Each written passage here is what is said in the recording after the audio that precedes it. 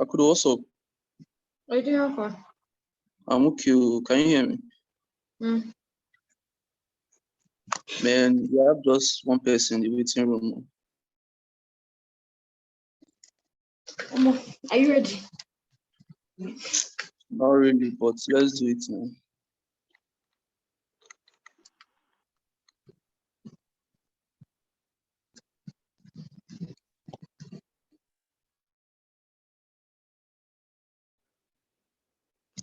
I don't think we can do this thing with just one person. No.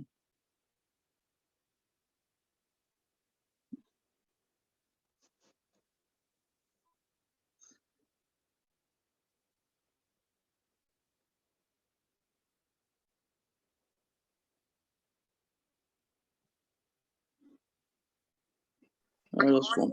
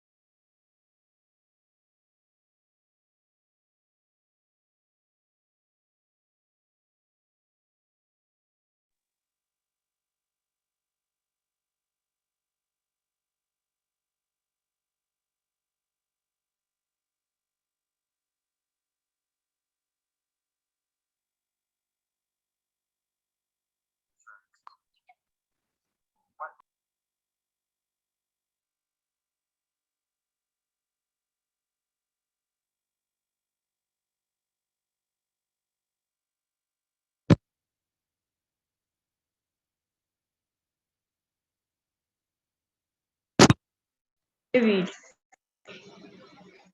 can you hear me? I said I can hear you. Wait, let me put in the earpiece. Let me see. Can you hear me now? I can. I was even hearing you before.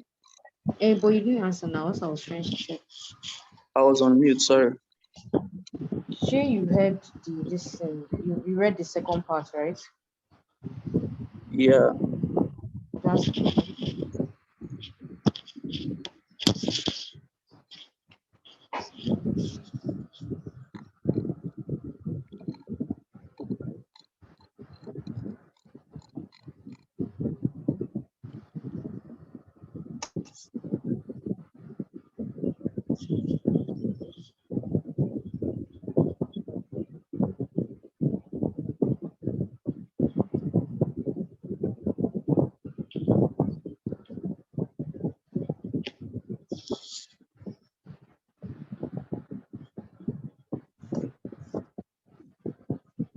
Who is the second Xavier? Who are the two Xavier?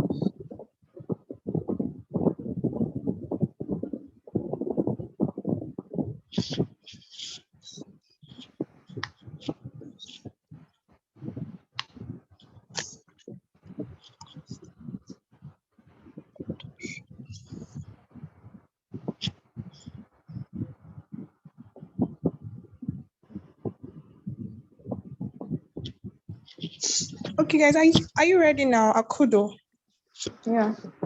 are you ready now? Can we admit people? Yes. Yes. What did you say? I said yes. Yes. Can you hear me?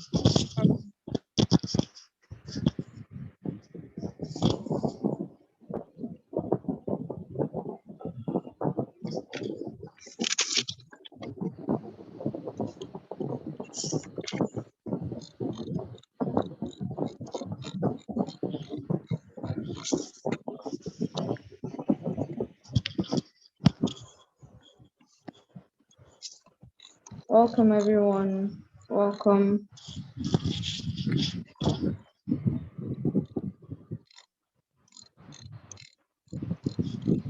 Oh,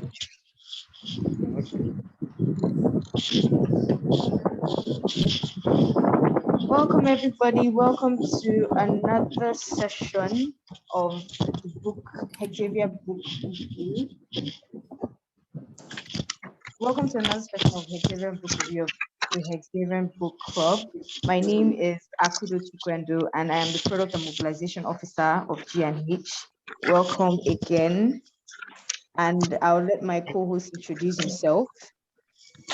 David.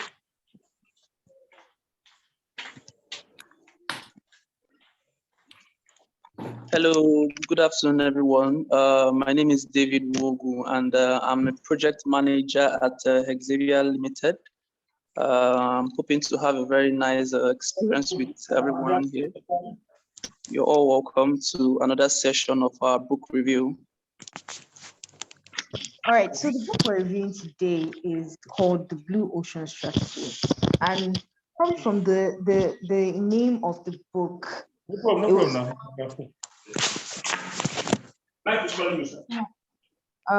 sorry, please, can you mute? From the name of the book, it would sound, like, okay, Blue Ocean Strategy. What does the Blue Ocean have to do with the strategy? Why is it called a Blue Ocean Strategy? And you would actually probably want to know why. So here's the short part. The long part would be the rest of the review. But here's the short part.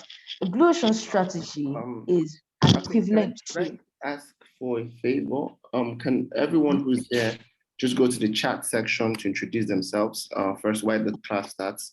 Because beyond it also being a book club, it's also a community we're creating of intellectuals who love books. So let's get to know who you are. So just go to the chat section and drop your name, what you do, right? The chat section, or maybe your expectation for the book. If you read the book, can let us know as well, so that the contributions are a bit more robust and in convergence with what you already know, what you expect to learn. Right. Sorry, I just had to put that in. Well, go ahead.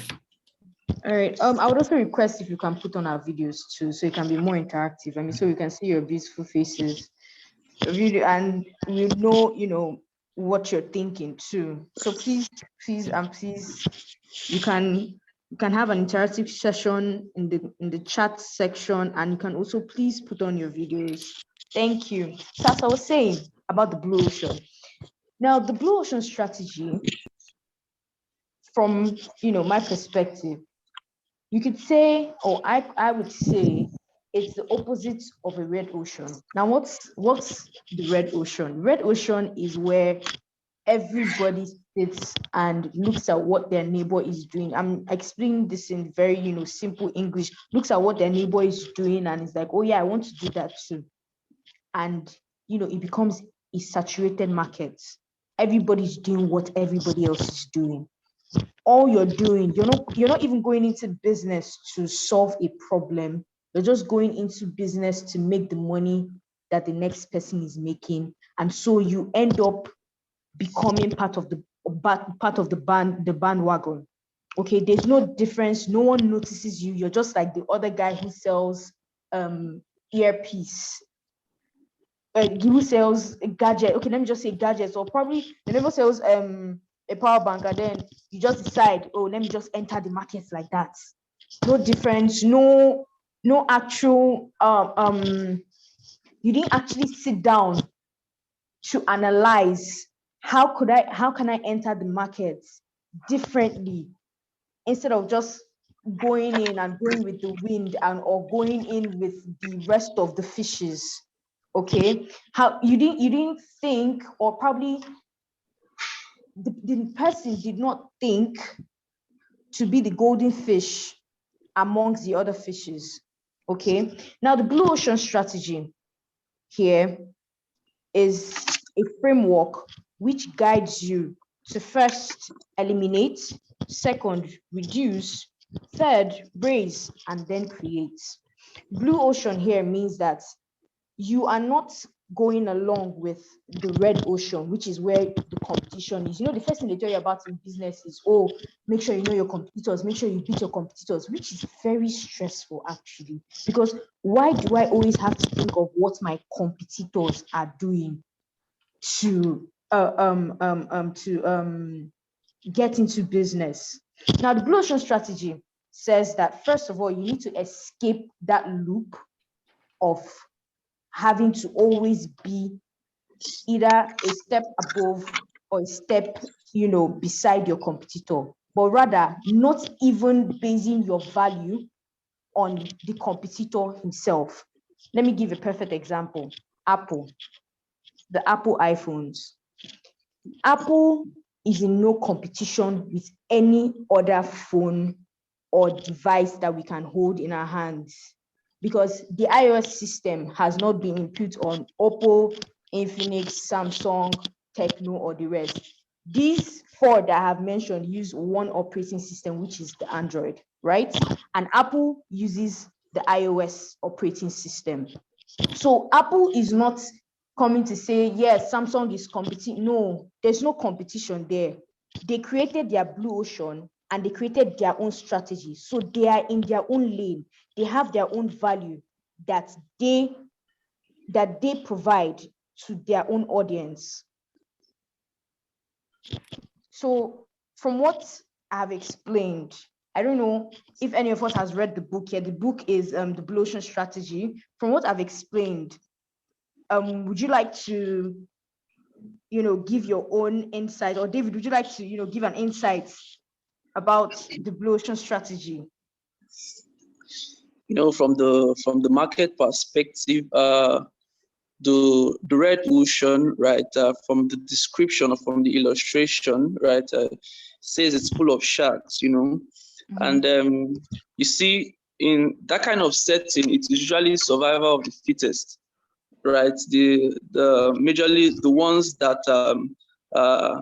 either you are a predator or you are a prey, right? Mm-hmm. And if you don't have enough capability, all right, to be a predator, you get eaten, so you become a prey, right? Mm-hmm. And that particular scenario can really get you.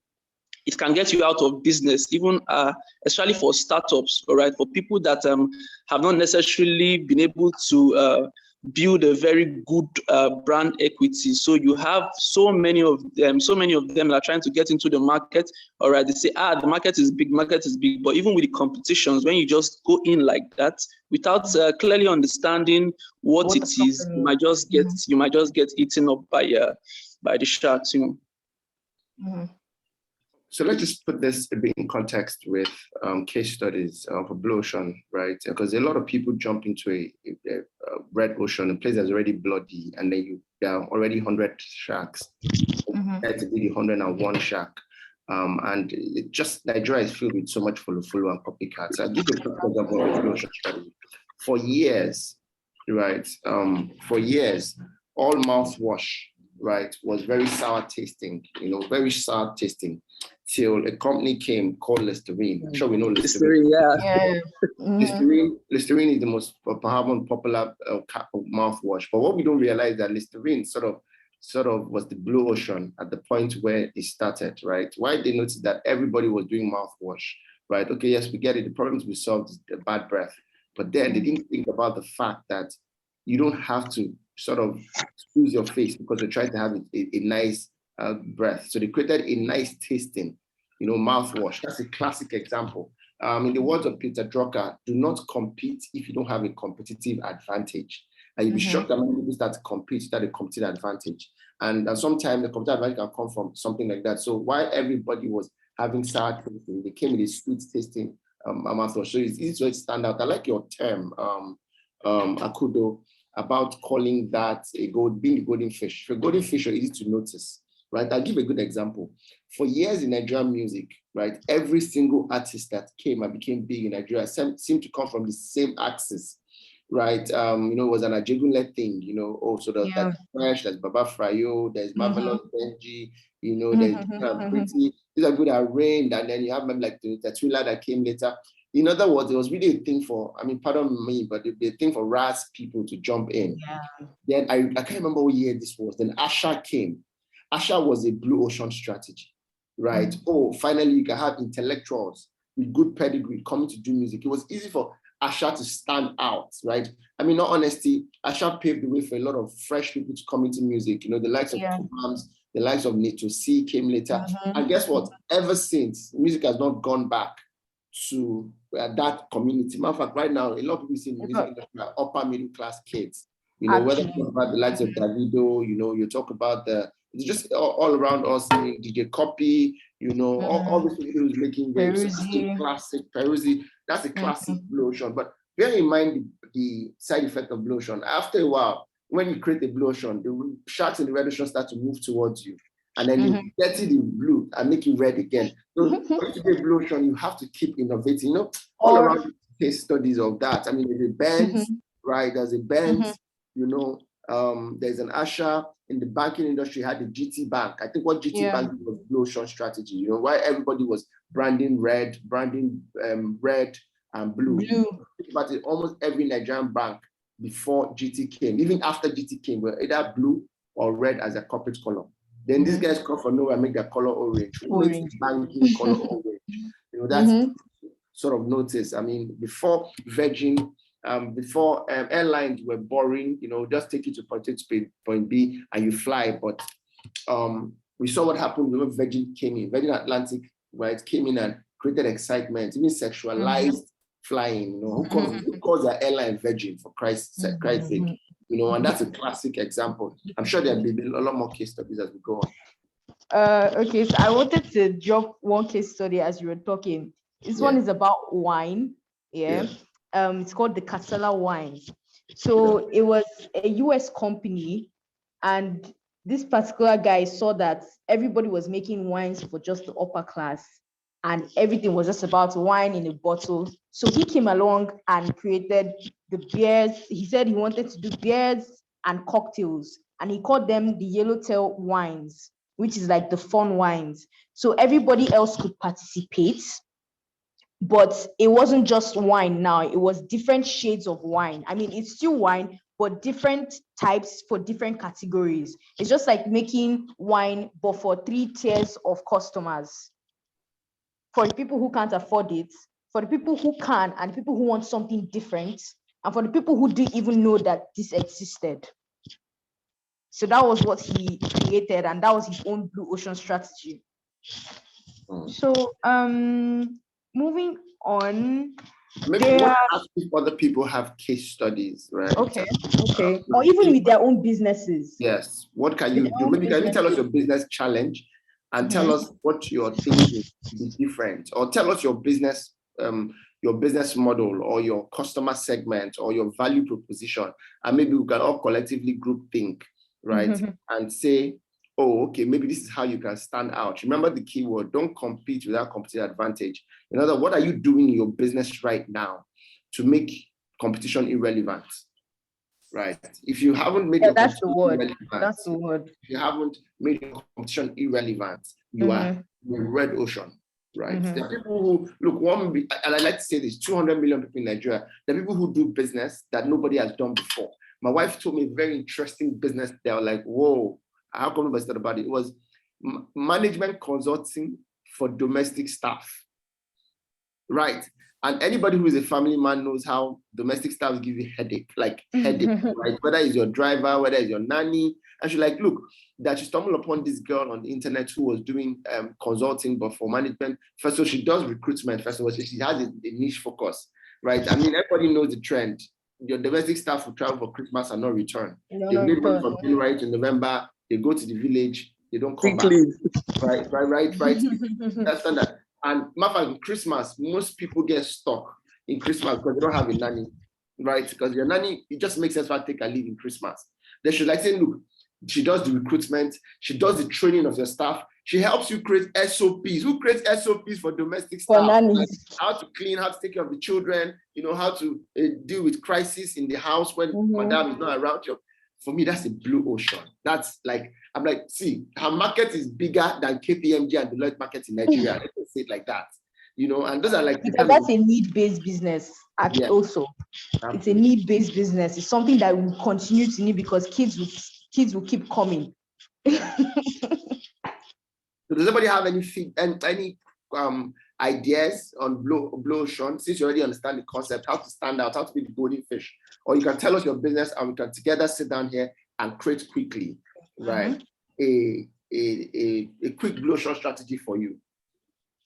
Free blue ocean strategy for you.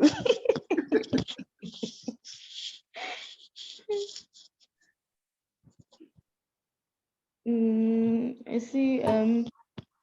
Mr. Kevin.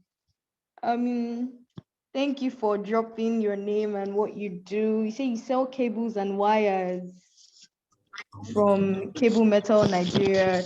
Thank you. Does anybody else want to introduce themselves? I mean, we're literally offering a free strategy session for your business. And it might do wonders for you in the next 2 weeks. So, I mean, okay, fine. You don't want to show your face. You don't have to show your face. You can just talk. I'll say it in the chat.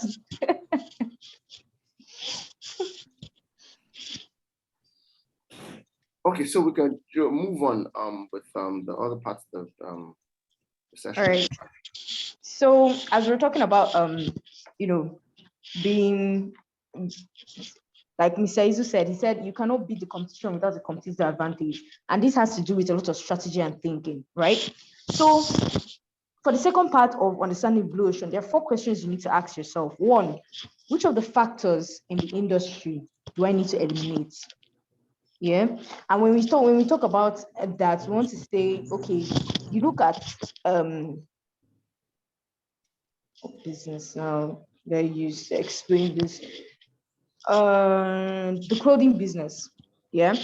There was a time when I was thinking and I said, there are a lot of women online now who complain about how the fashion line is going. I mean, almost every single thing about ladies' fashion now has to do with a part of their body being exposed. No offense to anybody who likes this type of things, but I have seen the complaints over and over and over again. And almost every fashion brand that is starting, something now, either wants to do a crop top or, something that just exposes a very large part of the body.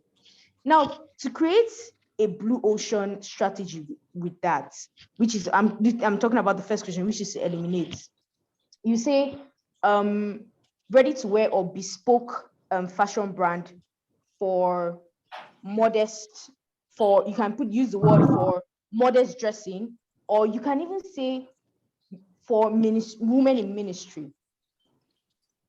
Because I don't think there's actually a fashion brand in Nigeria that caters to women in ministry.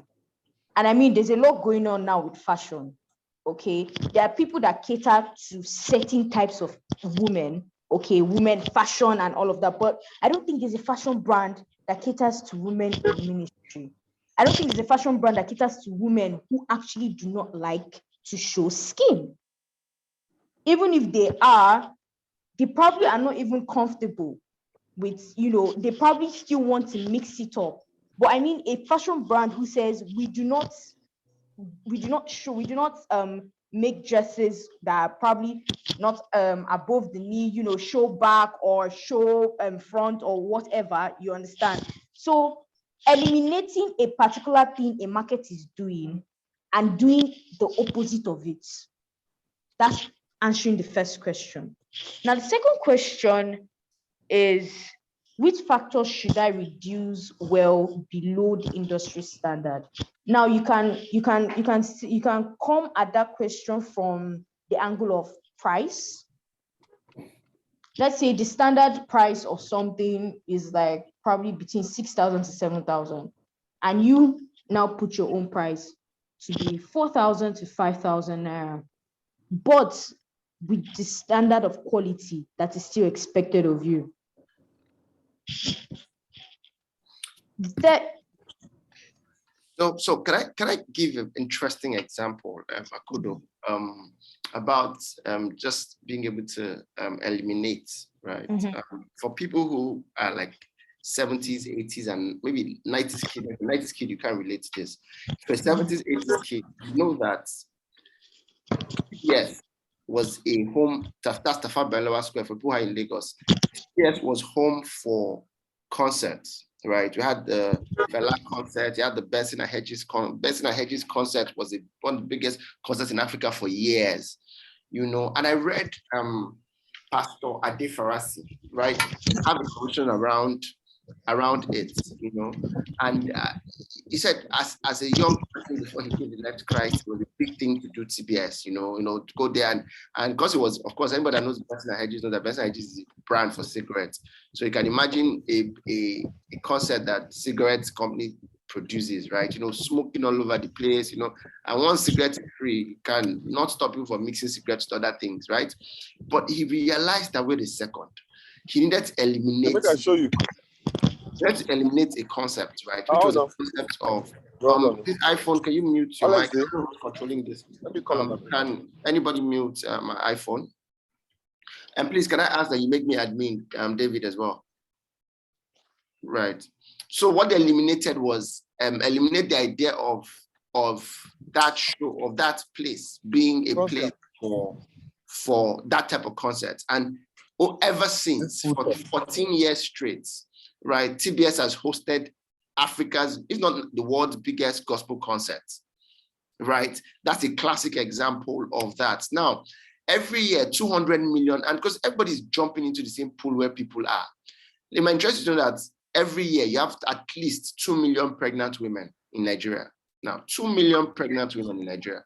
Do you know, I was just talking to the client and I said, do you know that there's no known brand, popular brand? I mean, like how Rough and Town, right? There's no known brand, fashion brand for pregnant women. But guess what? I found one actually. Oh, I found one.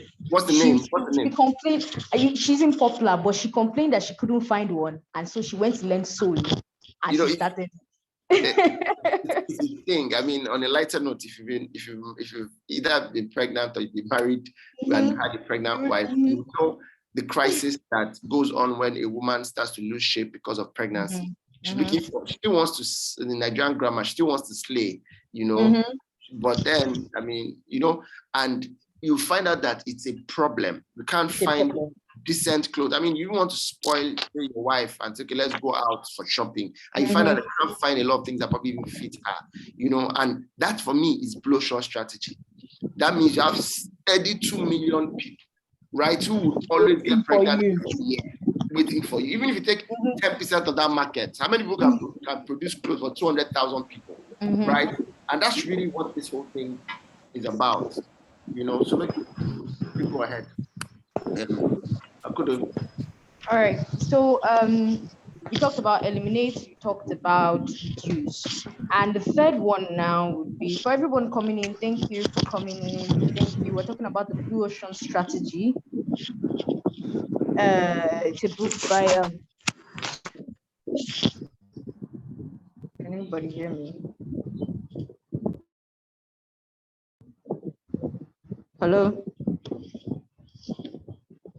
Can you hear me? Yes, we can see you. Yeah. Okay. So I was on the third point, which is which factors should be raised above the industry standards.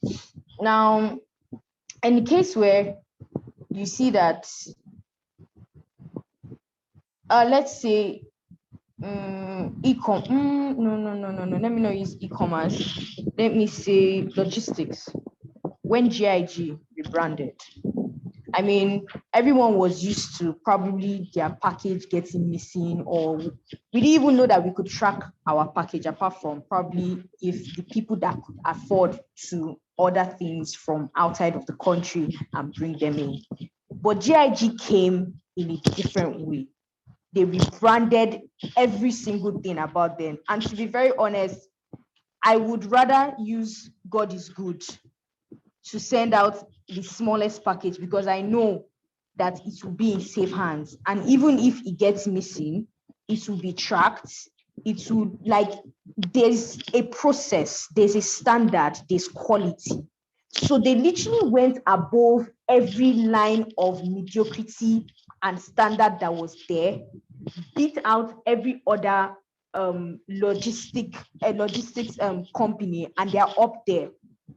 As far as I'm concerned, they're number one in Nigeria. I don't think any other one beats them when it comes to logistics. So when it comes to industry standard, you look at the standard and you say, okay, everybody is accepting. Okay, this is something I always say to people when they want to start a business. I always tell them, pay attention to your customers. Why? Especially for Nigeria. A lot of businesses in Nigeria don't really take care to, or don't really pay attention when it comes to customer service. Look, when you treat a customer right, when they are being treated well, okay, they tell two people. But when they have very bad service, they tell 7 people. Okay. Now, when you focus, it's just like the session Saizo had last week, design thinking. Okay, design thinking and product development. A part of design thinking has to do with empathy, which is you empathizing, okay, with your customer. This also has to do with the standards. For you to actually know the standards to raise, to create a blue ocean strategy, you have to understand your customers' needs and your customers' problems. You need to empathize. You need to understand that it is a problem. Okay, another example, Uber. Okay, Uber, Bolt, Taxify. They understood that it was a problem having to wait for a taxi to come by. So he sat and he said, okay, why don't I just create an app where you can just log in with your GPS, log in where your location, and a car comes to meet you, instead of having to wait and wait and wait. Probably there's no bus or anything. That's thinking above. That's creating your own blue ocean strategy. Okay, and I was talking about sorry, I lost my train of thought. But I was talking about standards, yeah, raising the standards for against market value, against mediocrity, against whatever is already in the market, and actually paying attention to your customers' problems. David, would you like to say something about this? Well, yeah, you have to pay attention to your customers, right? Because at the end of the day, they are the ones that use the product, all right? And there are so many factors around your customers that actually affect how well your product is going to thrive in the market. All right, whether it's a new product or it's an old product, it could even be that we'll still come to that when creating how to form your own blue ocean strategy, Mm-hmm. right? These are some of the factors that you might need to consider when creating a blue ocean strategy. Your customers, right? But not only your customers, but when we get to that point, we'll talk about it anyway. Mm-hmm. Let's put this in context, because you see, there are 4. It's called the Blue Ocean Strategy Canvas, right? I think everyone should look it up on the internet. When we said, eliminate reduce and increase beyond the industry average standard, right? Yeah. I think we might want to be mathematical with this in terms of not just being qualitative but being quantitative, right? Quantitative means that it must be measurable. So when you say increase standard, the first thing you want to do is ask, what standard do I want to increase? So it has to be specific, and it has to be measurable. So I'll give a good example. GIG, right? GIG didn't just increase standard. They increased standard around 3 lines. The green standard around safety. It's a very safe place to. After they realized that they did data analysis, realized that 80% of a lot of the accidents that happened came from either worn out vehicles, like so the brake failed, for example, or there was overloading. So they eliminated overloading. In GIG, there's a maximum kg you can carry. So they brought in the airline model. There's a maximum kg. If you want to travel with a bag of rice, right? Or your mother is coming from the village and she decides to carry one bag of gari from the village to come and give the children for Mauborgne, GIG will not be for her, right? If you don't, it's only hand luggage that you're allowed. So you see how they're able to measure, and the measurable was kg, because you have to be able to measure. I'll give a very practical example of this. Yesterday, I was at First Bank, right? I lost my ATM card, and I sat down in First Bank, and coincidentally, I've done some work with them in the past training school. So I sat down there, you know, I took a long walk, a very long walk, because my morning walk, I was trying to hit my 10,000 steps and 7-kilometer walk. So I stopped there, I was tired, I was panting, and I sat down there and I sat in my ATM. She told me to take a seat, I took a seat. I waited for 30 good minutes to get an ATM card. Now, they haven't, my form was still with me. They haven't even taken my form, because I know the process. You take your form, then you go back and sit back. I asked the lady, please, how long more do I have to wait? Sadly, the lady was even rude. You know, her response to how long more do I have to wait was, sir, but you met people here, right? You know, now I just said, you know what, can I meet the manager? I need to see the manager. Now, so I had sat down. When I walked to the manager office, still didn't see what was wrong with the question. I'm like, no, first of all, let's even leave the rudeness part.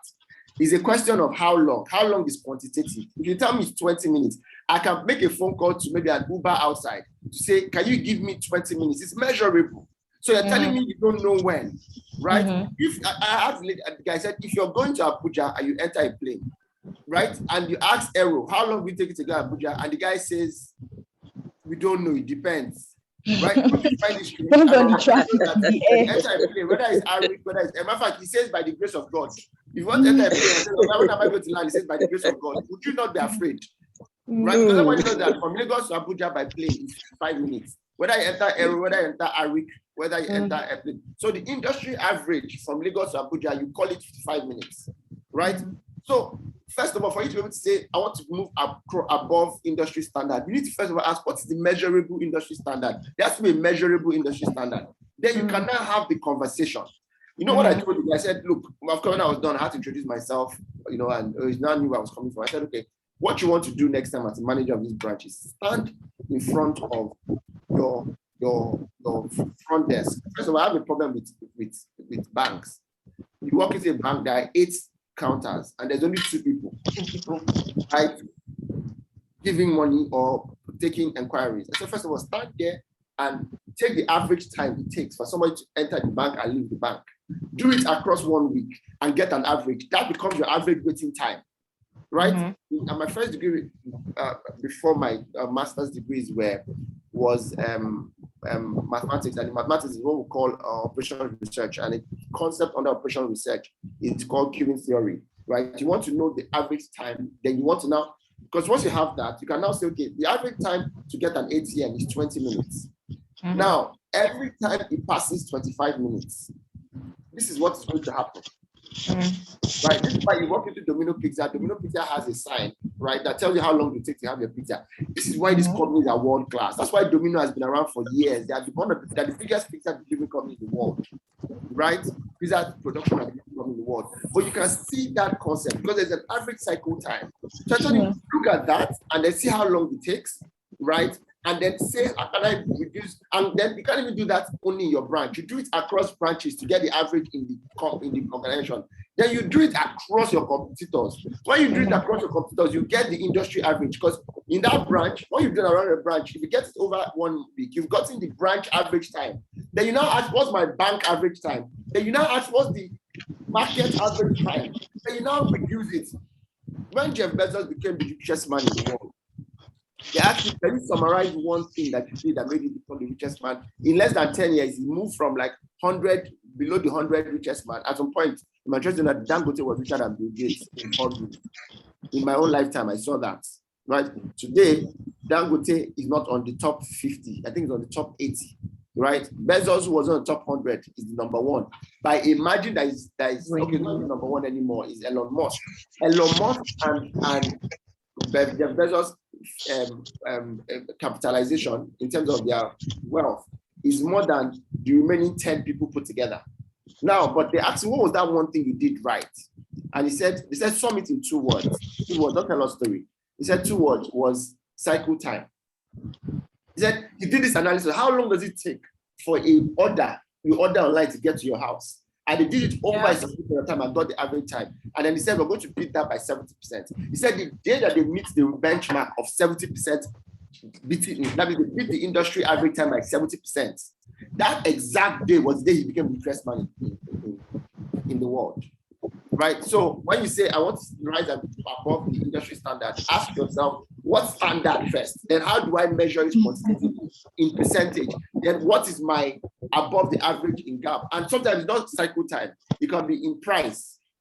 Right? What is the average price for this product? Your blue ocean strategy is, I'm going to beat the price by a particular percentage. I'll give a good example. The vodka market is a very competitive market, especially in Europe. Europeans drink a lot of vodka.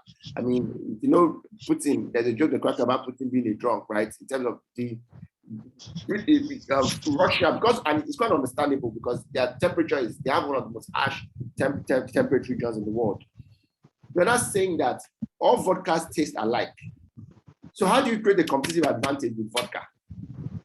You know, if you look at the difference between a blue label or a red label and the Hennessy, it's very noticeable. But the difference between a Ciroc, okay, no, I just sort of let the cat out of the bag. For years, Absolut was the #1 vodka company in the world, followed by Smirnoff.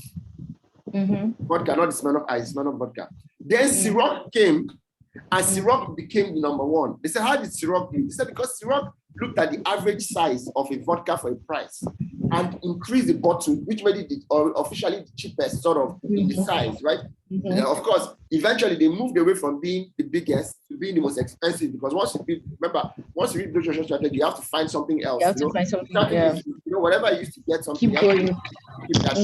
So, and that's a practical example. If Ferrari says our Blue Ocean is really the fastest, a ShopRite came into Nigeria and took advantage of being the biggest. Yesterday, I wrote an article, right? And the article was about Cubana. I said, look, the advantage Cubana has in nightclub business is that every Cubana club is the biggest in the city, right? If you see what he built in GRA, it's about the biggest club on the mainland. You walk to the island, his club on Adele is about the biggest. So that's an advantage. See, so industry standard, what's the average square per meter for a club? It now doubles it. Thanks, sir. So that's pretty much how it works.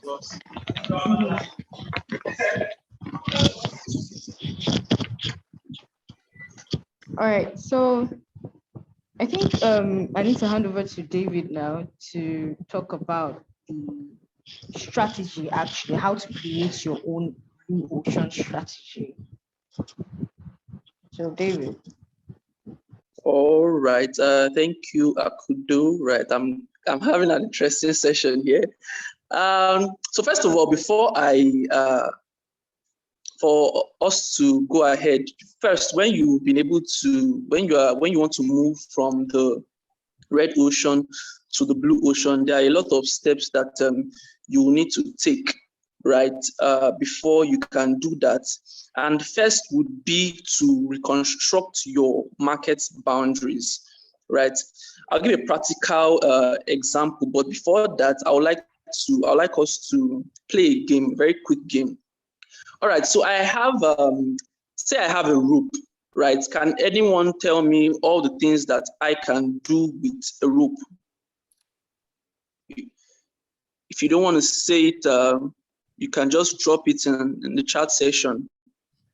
As much as possible, what are the things that I can do with people the rope? Someone can unmute his mic and say the number of things you can do with the rope. The person with the largest number, right, probably wins the game. And I'm willing to even do a giveaway on this. Right? You can climb with a rope. You can tie with a rope. I mean, what else can you do? Okay, you mentioned Someone says you can use it to hang the leaders. Ngozi, on a lighter note, Ngozi, is that all you can do? Just two? Is it Ngozi? I think that it is. Ngozi, Idagu, Umabweze. One and only. Professor Umabweze's daughter, you are doing only two. One and only. What's the prize? What's the prize? You can skip with the rope. Guys, what's the prize? Igbo man, I'm showing you already. Yeah, I'm going to try again. Let's start. We want to see who can talk about 10 things that you can do with a rope. 10 things you can do with a rope. David, what's this concept called again? Do you remember? I'm trying to skip my mind. So I'll let them do it. I'll explain it. Okay. Yeah. Go ahead, Ngozi. Okay. You can skip with a rope. You can One. tie something with a rope. Two. You can hang with a rope. You can hold two things together with a rope, I guess. You can, what else can you do with a rope?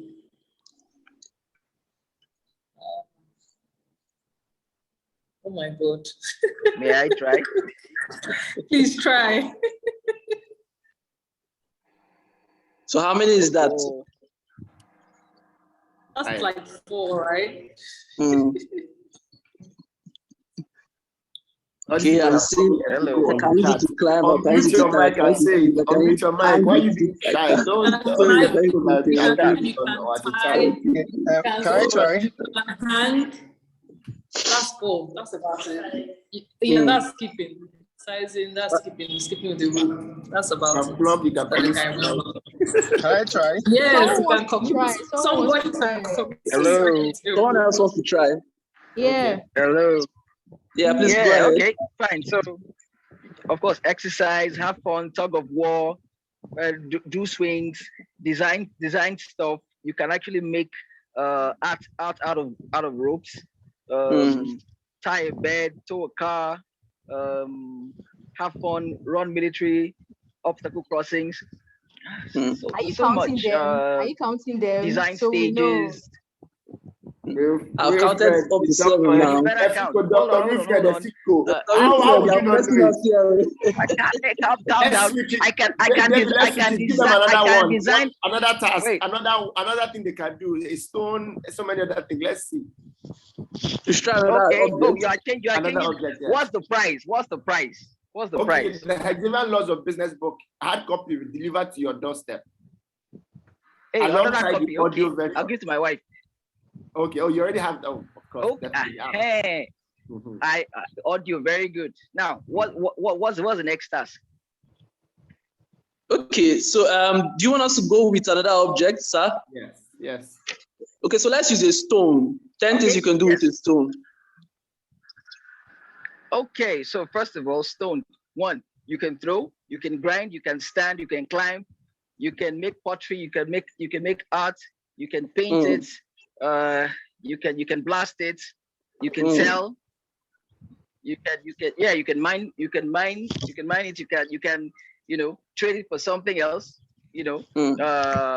Zeus dad was deceived by a stone, turning him into a stone, right? Yes. Yes, you can make movies out of it. You can sleep on it. Jacob slept on a stone. Where did this guy come from? You can build on it. Now I see why they call him Dr. Wilfred. Interesting stuff. What else? So I have 2 prizes. All right. It's one. Another object. David, just one more, then we can go back. Okay. Audio version of my wife. She's here. She's watching you in 3D right now. Another object. Okay, so I'll say a rubber. Okay, rubber band. All right. 1, you can sell it. You can buy it. You can make designs with it. Oh, someone said rubber what? Okay, whatever, rubber. You can make things. You can do stuff with it. You can make gloves. Yeah, gloves are made of rubber. So many things are made of rubber here. You can make gloves. You can make toys. You can make wardrobes, flasks. Artificial stuff. So many things to do with rubber. You can cover up stuff. You can make warm clothing, warm designs, warm covers. Let's see. Look around. Think a bit. So much.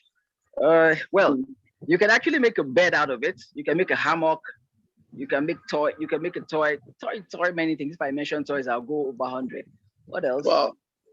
Rubber. I can make your jacket. I can make a model of you. You can make what else? I actually think we've gotten up to 10. Many things. I'm thinking of 50 things.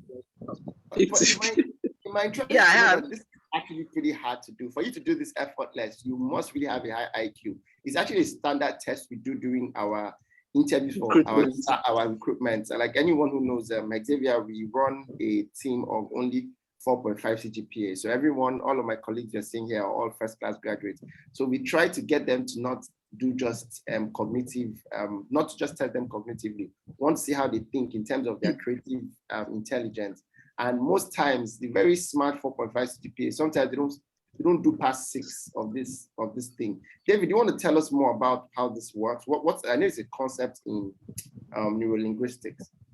Okay, yeah. So getting back on track, we're trying to reconstruct market boundaries. Okay, so this particular game is backed up by the divergent theory, right? Or divergence theory rather, to basically test how vast an individual can think, how vast his or her mind can go, right? There are several people that are very monopolistic in their ideas, you know, but there are still some other people that, if you give them one thing, they can tell you at least 50 things that they can do with that thing, right? They are always looking for best ways to optimize whatever resource is given to them, right? And also to explore the possibilities, right, with a particular thing or a particular situation.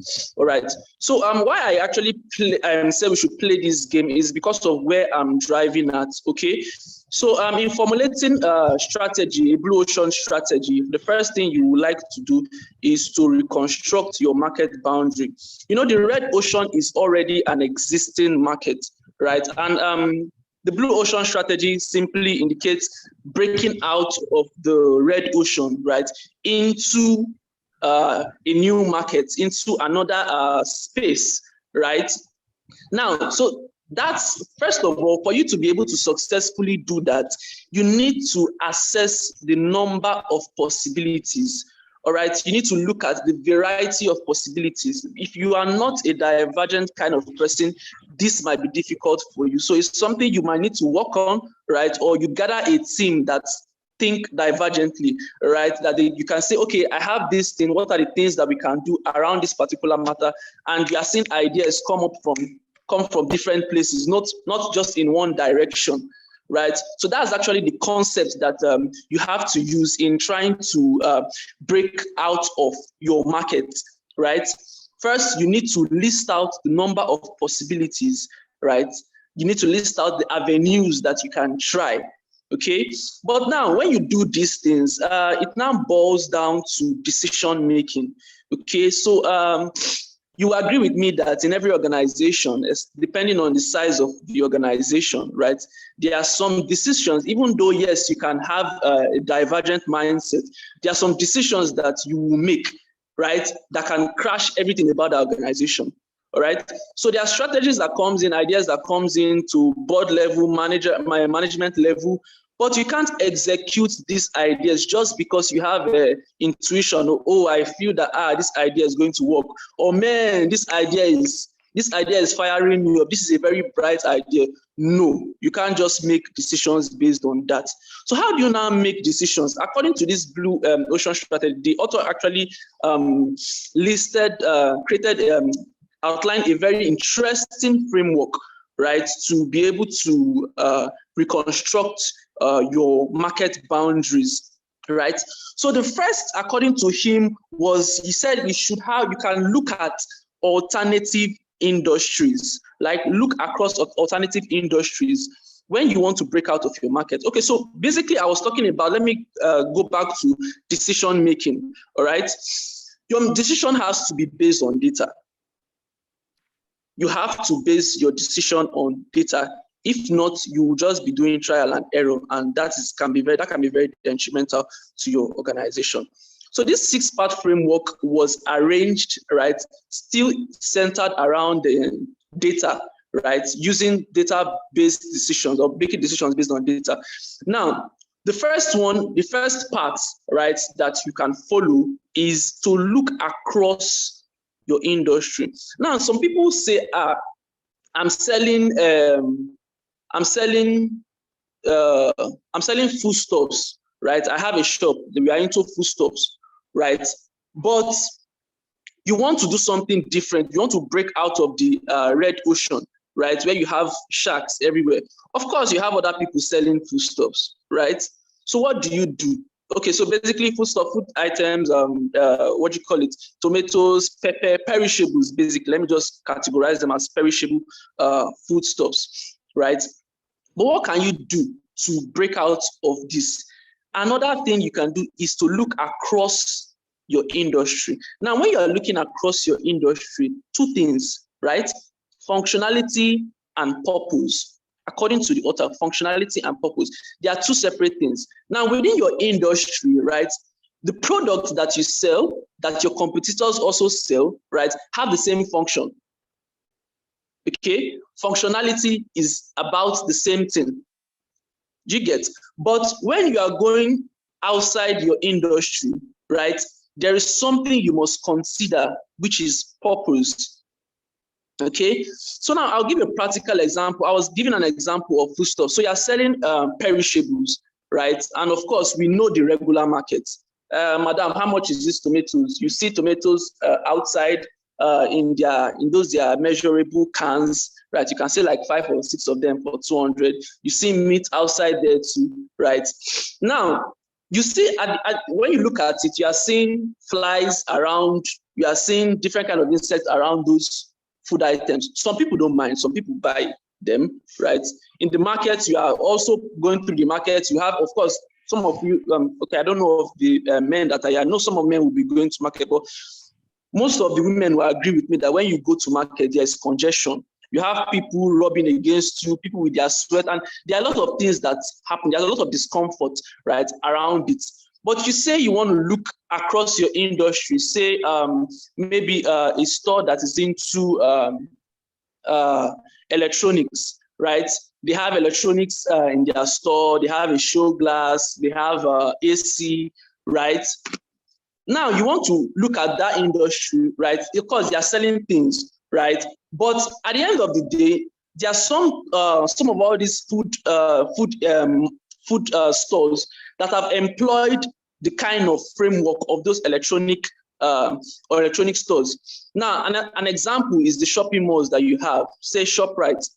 ShopRite, they sell tomatoes, they sell meat, right? But it's more packaged, it's more presentable, there is comfort, right? So if you look at it, functionality and purpose, right?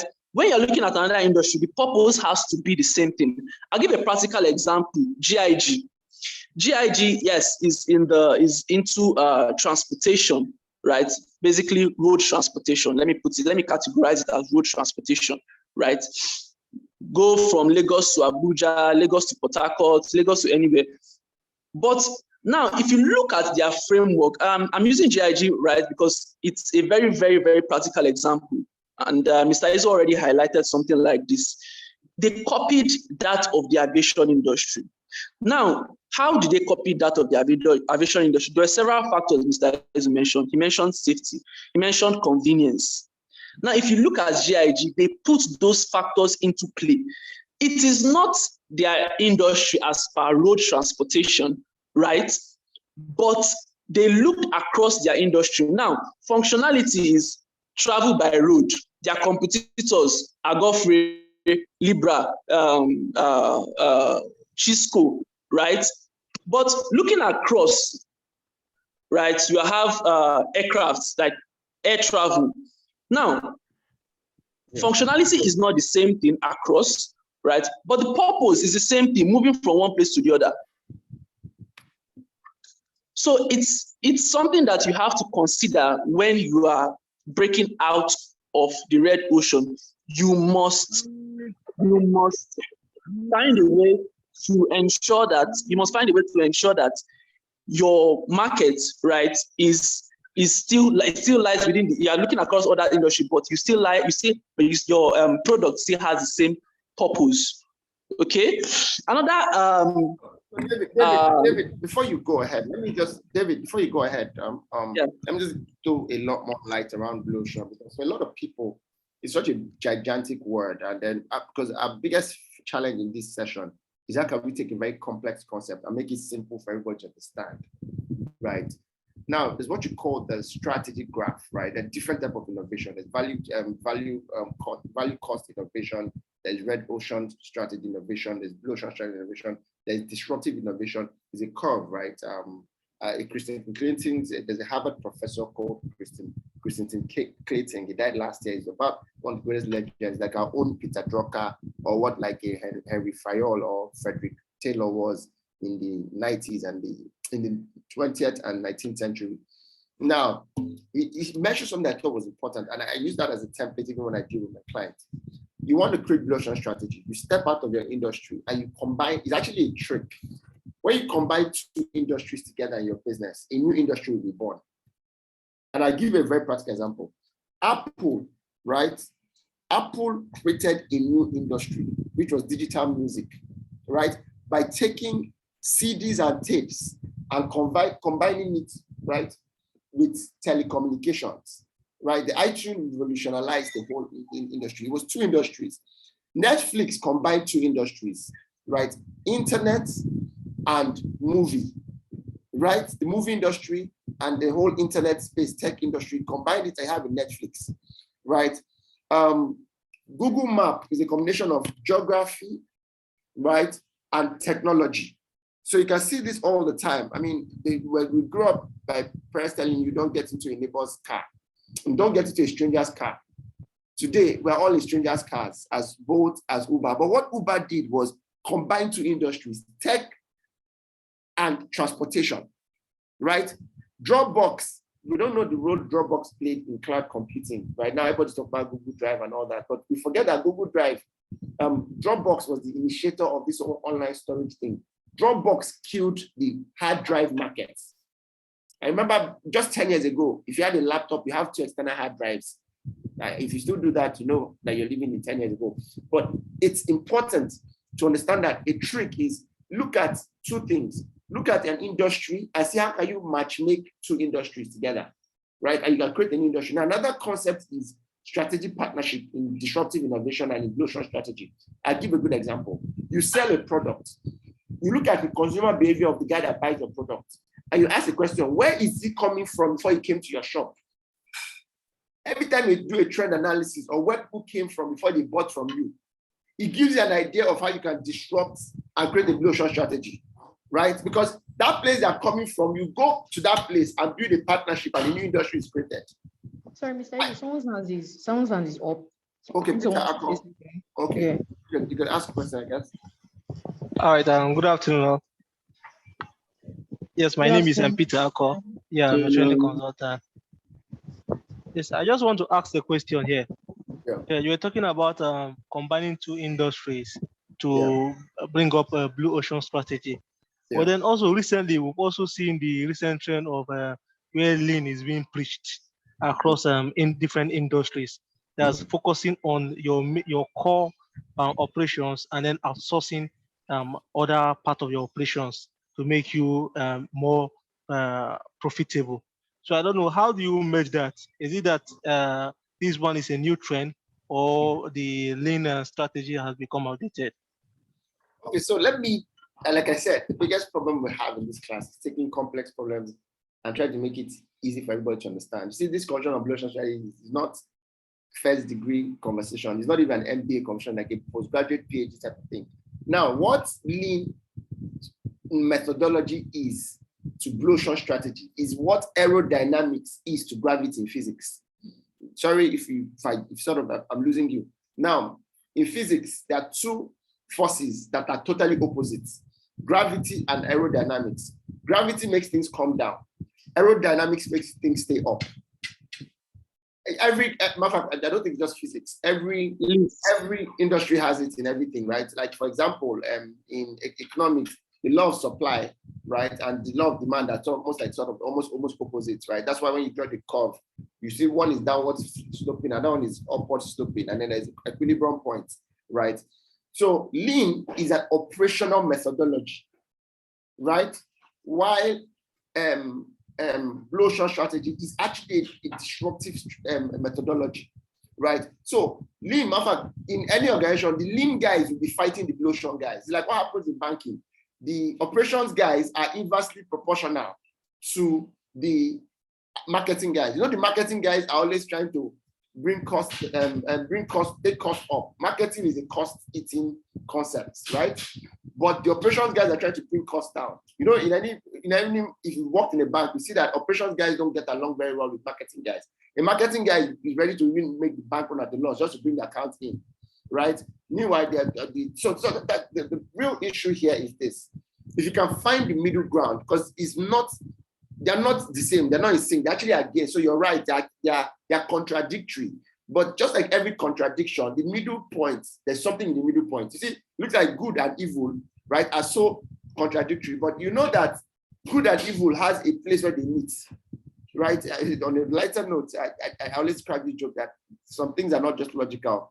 So you disobey God, right? He sends you to hell to meet his enemy, for his enemy to punish you, right, for disobeying him. Like your enemy's a friend, your enemy's enemy becomes your friend, right? Right? It's a strange analogy. The same thing with gravity makes things come down, then aerodynamics keeps things up. You know where the middle point is? The middle point is the aeroplane. The aeroplane works. Aeroplane to take off is aerodynamics. Land is gravity at play, right? So I think please move. so you don't confuse yourself further, Mr. Peter Ako. You need to understand that the both of them, right, are totally opposite forces going together. Lean is a Six Sigma concept, right? Lean is a Six Sigma concept. Lean is cost saving. The truth about blow short strategy, for you to be a blow short strategy, your first few years of that expense of blow short strategy is going to be expensive. Yeah.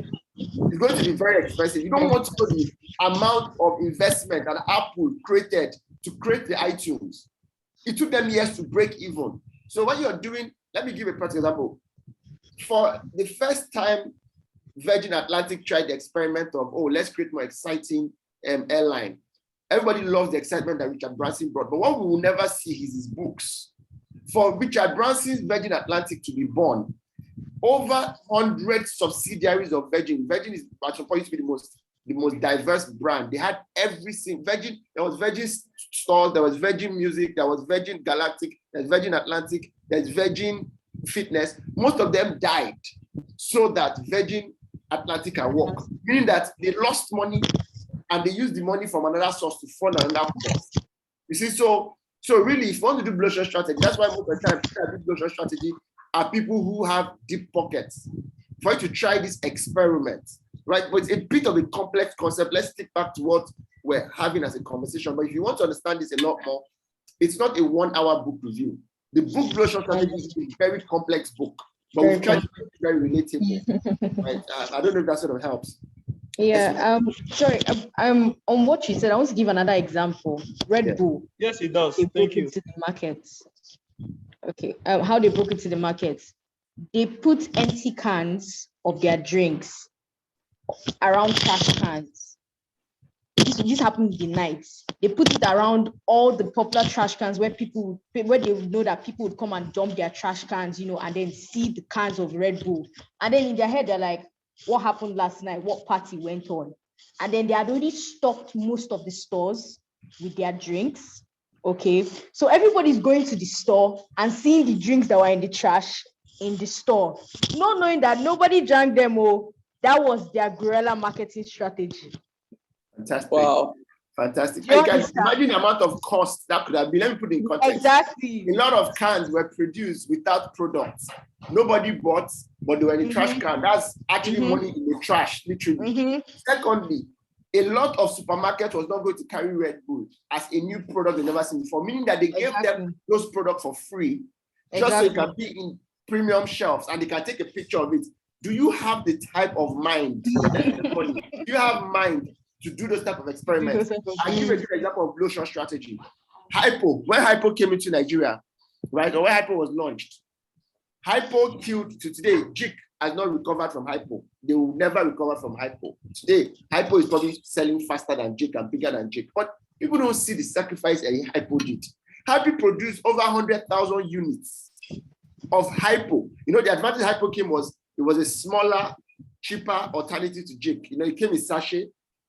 But guess what? They produced 100,000 of hypo because nobody's going to try a new product, especially if it's for the price of the old one. People want to stick with what they are used to. Human beings are habitual. If you were at the last session 2 weeks ago, we talked about the power of habit. That was the book we reviewed. And we explained this concept, atomic habits. Yeah. Right. And by the way, please don't miss any of our book reviews. A new concept at the end, till the end of this session. I'm going to explain the experiment we're doing with this book review, and I'm sure it was worth your time. If it was worth your time, please go to the chat section and say a nice word of encouragement to my colleagues who it's their initiatives, right? Amazing, good-looking people have in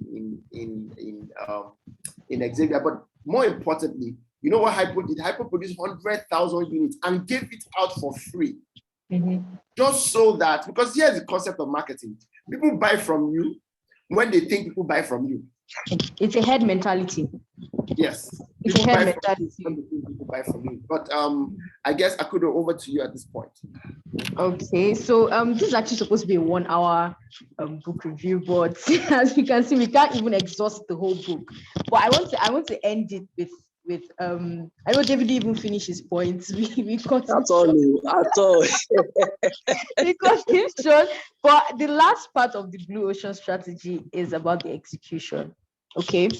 Now with execution, there are 4 hurdles you need to pass before you can actually execute. 1, political hurdle.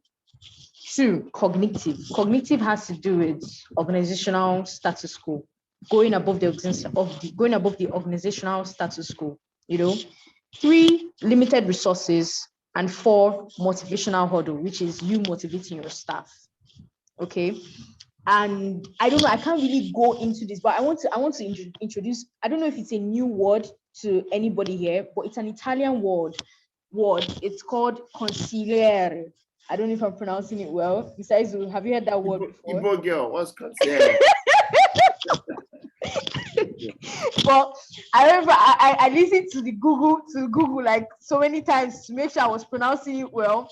But it's an Italian word, and you know, it's kind of like when it has to do with the political hurdle now, it's like you having an insider or a very senior, you know, advisor who is going to be on your top management that will make sure that whatever political, you know, because politics is a threat when you do your SWOT analysis, political policies and all of that, you know, it's a threat. It's part of, you know, something that can hinder your business.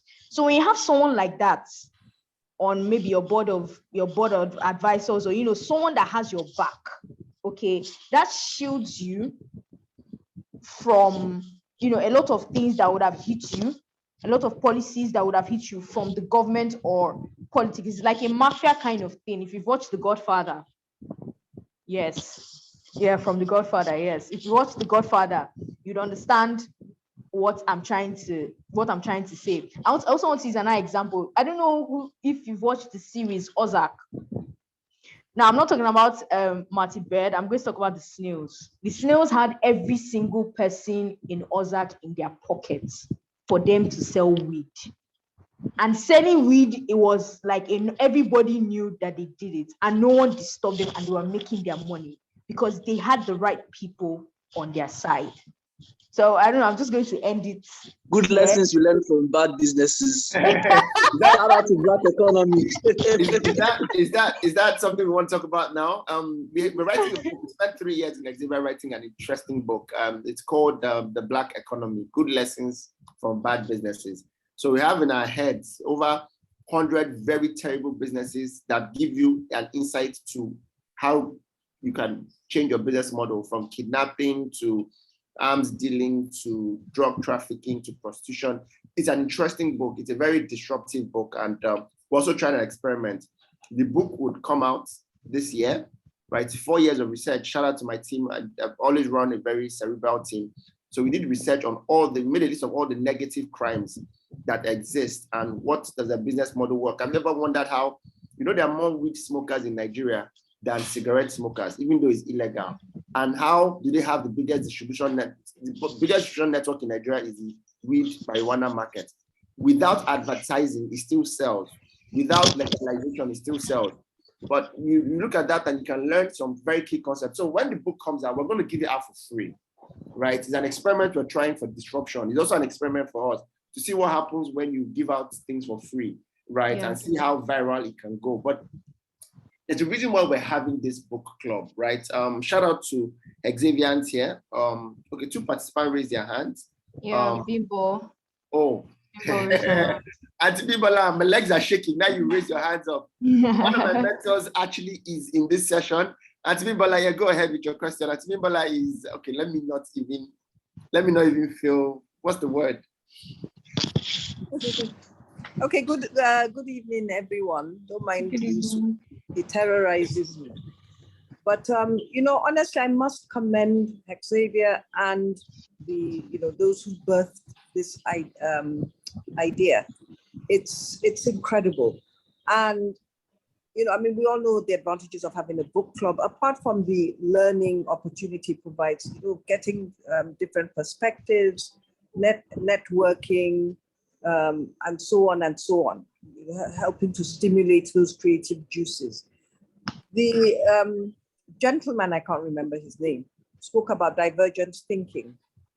And then the young lady, talked about execution. Of course, from divergence, then you converge. And that's where the execution comes in, from creative thinking to critical thinking. But I've learned, I guess I do know the concept of blue ocean thinking, but the examples that, the blue ocean strategy, but the examples, real life examples that were given now, I've learned so much in this session. And what I would say is that the world, we are very, very smart people, first class graduates and all of that. The world is becoming more and more volatile, uncertain, complex, and ambiguous. Baka, I'm sure we've all had that term. But this is the time where we've got to be even more creative, where thinking has got to be even more divergent, think the impossible. And then this is also the time where we absolutely must be committed to execution, where we then bring it together through critical thinking. Creativity and critical thinking are skills, which means they can be developed, which means they can be improved, which means they can be sharpened. We all have a choice to position ourselves, because honestly, the World Economic Forum in 2019, this was before COVID, which was the mother of all VUCA, said that creative thinking, critical thinking, and complex problem solving are the 3 most important skills that will be required going forward. They become even more important now. We moved into COVID, we're now moving out of COVID. COVID itself brought a lot of challenges. Moving out of COVID, again, challenges and opportunities. So well done, Hexavia, once again, and the team behind this. And I don't know, maybe it's supposed to be a peer-to-peer, but I'm of a much older demographic, and I sent a message to send me the link. I have to join, because I'm always eager to learn. And there can be cross-fertilization, but for me, I learned so much from the millennials and the Generation Zs. You are the digital natives. Yes, I try to present myself as a digital immigrant. So yeah, I do appreciate technology, but I learned so much from you guys. I've taken a bit of time, but I just wanted to say what you need to do is to make this go viral, so that so many other people across generations, because you do learn. We learn from each other. There's reverse mentoring, there's mentoring, and all of that. Make it go viral. I will share it on my network. Make it go viral. It's a fantastic concept, and I have particularly enjoyed this topic. Well done. Thank you. Okay, so I'm actually humbled Thank by you, Mara. Atibibola is a baby boomer, right? That means Atibibola probably was born before the Nigerian independence. But more importantly, Atibibola is one of the most disruptive thinkers. Not before. Don't add to my years. Not before. Around that time. But it might interest you to know that she was such a great contributor to us during the COVID lockdown, right? When we did the e-retreat. right? She's also one of the key members in Winbase, but more importantly, I think she's Auntie Bimbola, your new role. What's your new role?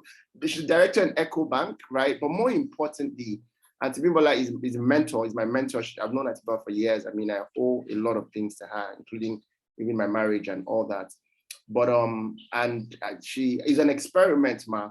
We just thought about it that there are people who like to read but don't have time to read. I happen to fall into that category as well. Like they say, if you're a writer, you write the kind of books you want to read. If you're a singer, you sing kind of songs you love to listen to.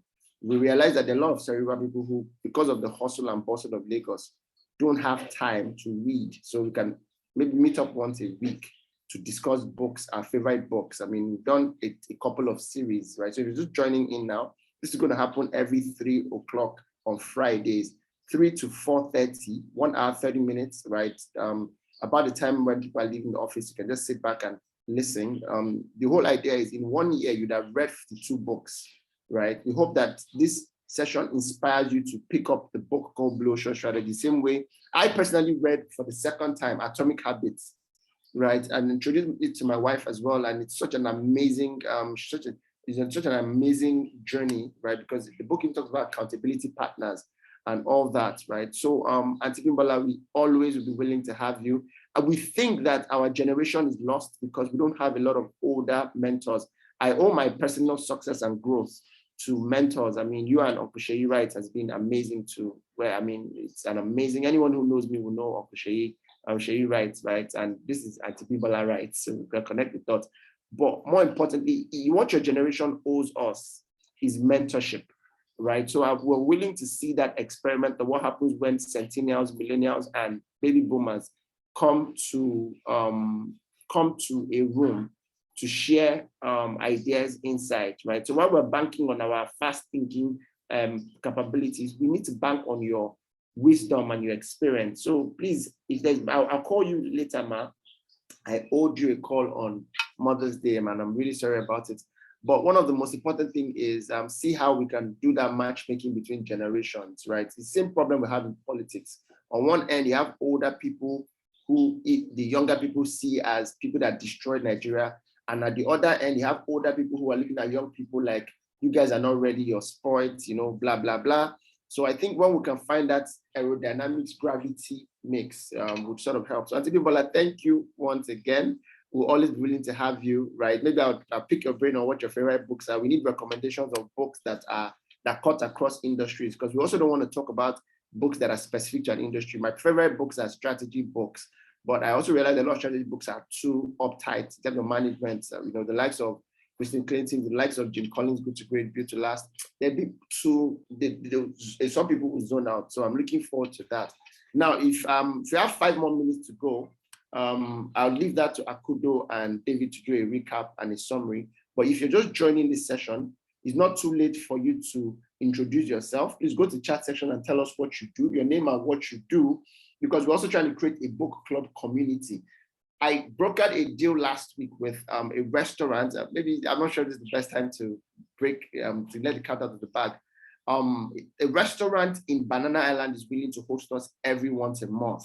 So we have an experiment. We do 4 virtual book clubs and we meet up once a month. So every week we do virtual, and once a month we meet up for drinks, barbecue at a restaurant in Ikoyi, Banana Island, just so that people can connect and build a cerebral community, because Nigeria needs help, and we have to start putting the best of our kinds in front and not at the back, right? So please introduce yourself, go to the chat session, tell us your name and what you do.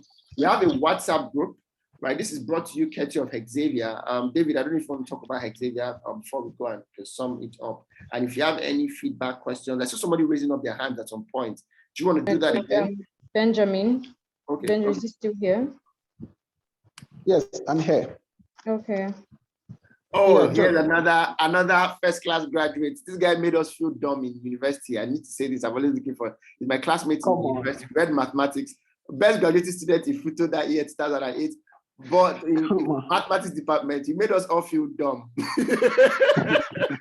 And now you're making us feel dumb. How you doing, sir? Okay, yeah, so I'm good. So I just wanted to touch on the conversation around cost of entry or cost to enter. You know, when you were trying to make the distinction between divergence thinking and the lean methodology that one of the participants raised. So you touched on some concept around cost of entry and you gave some examples, with booze and the IPOs and all of those examples you gave. Yeah, they are great. But I just wanted to point out that sometimes, this cost of entry could depend on the type of product you are considering or you're examining. If it's a physical product, then it could be justifiable. Sometimes for a digital product, it may not necessarily be a question of the cost to entry. It may be how quick and how fast you're able to execute the concept. Because if you look at the fintech space now, you see like a convergence of different industries to produce another type of industry if you have to look at them industry-wise. For example, there are some guys who have finance house licenses that are beginning to combine their finance house license with funds and portfolio management license from SEC to produce a totally different types of financial services where on the one hand, they offer fund to people who need fund, and on the other hand, they have an opportunity for people to invest in different services. So it's quite interesting. But then as they are thinking about this stuff, a lot of other people are thinking about it. So it's just about how fast and how quick you're able to execute. You probably wouldn't need so much money to advertise as compared to if you are in each of the different industries separately, but it just depends on how fast and how quick you are able to execute your concept. So that's the point I just wanted to make, Absolutely, absolutely. We put too much pressure on costs. Speed is also an advantage. Yeah, I agree with you.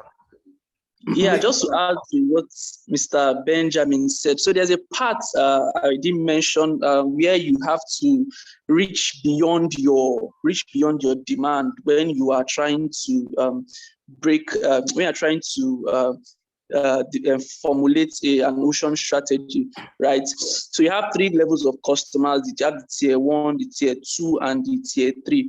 So these levels are actually categorized based on those customers that know the product, those customers that don't know the product, those customers that don't need to even have anything to do with the product at all, right? So when you are breaking out of your from the red ocean, right, there has to be a buzz. It has that's like a very critical component of you breaking out or something you must do. There have to be a buzz, and we all know that PR basically costs quite an amount, right? So whatever you're doing, even if you're trying to minimize cost, ensure that you are making a buzz so that it goes faster, because there's this first mover advantage that you have, right? And if you do it on a large scale, if you don't do it on a large scale, if you don't make everyone aware of it, right, you will now find out that your people that were in the red ocean, by the time they're trying to migrate, right, they'll try to reach people that you've not been able to reach because you do not create enough buzz for what you're doing. Fantastic. So while we start to round up, final words, I guess, Akudo and David, I guess you guys can round up, but more importantly, the other Hexavian guys here, who are the other people? Is that Maiwa and Lucky? Right, so maybe you want to just quickly tell us about what Hexavia does and how people, because I saw someone's chat was asking how they can join the book club. It's supposed to be a WhatsApp group, but there are already too many WhatsApp groups, right? So what we did was merge it with our business club group. So all business club members automatically also book club members, and book club members can become HBC members. Talk about barrier to entry. So if you're not on our WhatsApp group, a HBC member, it's a network of CEOs, right? Entrepreneurs. So you also notice that as people are asking questions, I'm identifying them, I'm telling you about them, meaning that I have a relationship with most of the people here. And for me, business is really not about buying and selling. It's really about relationship. We're not in the business of consulting. We're actually in the business of people. We just happen to sell consulting to them. Tomorrow we can sell a lot of other things. Today, Xavier is metamorphosed into a group. We have over 7 brands under Hexavia that are not even related to consulting. I mean, we have a a lifestyle brand, sexuality wellness lifestyle brand. We have a laundry brand. We have a real estate brand. We're creating a tech app for buying and selling of building materials online. Because I mean, Alaba International still controls 80% of the market share in Lagos, right? You want to buy tiles, you want to buy marbles, you travel all the way from Osaka, London, or Lekki Phase 1, all the way to Jakonde just to buy lightings and fittings. So we're sort of disrupting on that, right? But David, you want to just quickly tell us about what the parent company Hexavia does, and maybe how they can contact and how they can join the network, whether it's consulting or it's just being a part of a community of cerebral sound guys.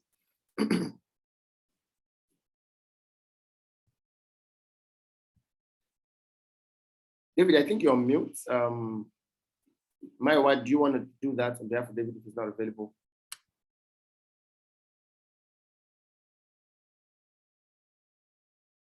Okay, so Hexavia is basically a business and management consulting firm, but beyond that, we are a platform for businesses. All right, we have a great network of businesses. Basically, we have businesses that have grown through our platform. Right. So if you heard Mr. Izu talk about, he said we have a business club as well that is a network of CEOs. So we are basically more than a consulting firm. We are basically a platform for businesses. You want to grow, you join us, you know, we find a way to help you in whatever way.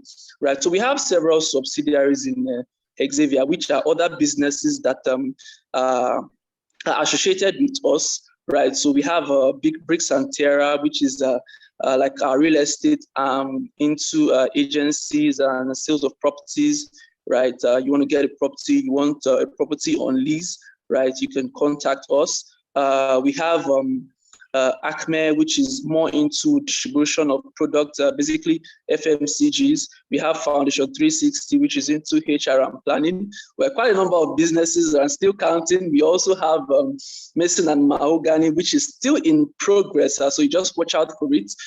Mason and Mahogany is an e-commerce app, right? Basically an e-commerce app for construction materials. Right.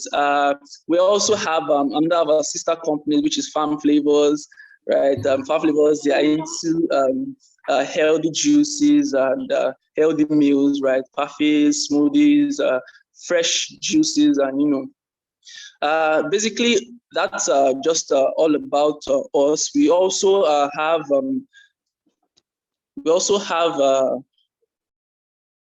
I've mentioned Foundation 360, right? I've mentioned Acme, I've mentioned Bricks and Terra, I've mentioned Mason and Mahogany, and we also have quite another kind of disruptive kind of product. Even just looking at us out from the outside, you won't know that we are into something like that. Another business which is Miri. So Miri is basically a sexual wellness and pleasure business, right?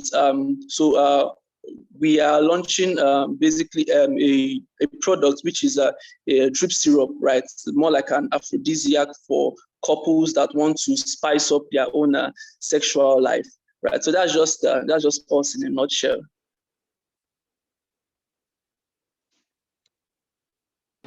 You're going into sex now. Well, funny enough, I'm clearly too young for this conversation, so I'm going to. Right. So we just realized that. Oh, sorry. Someone say something. Hello. Yeah.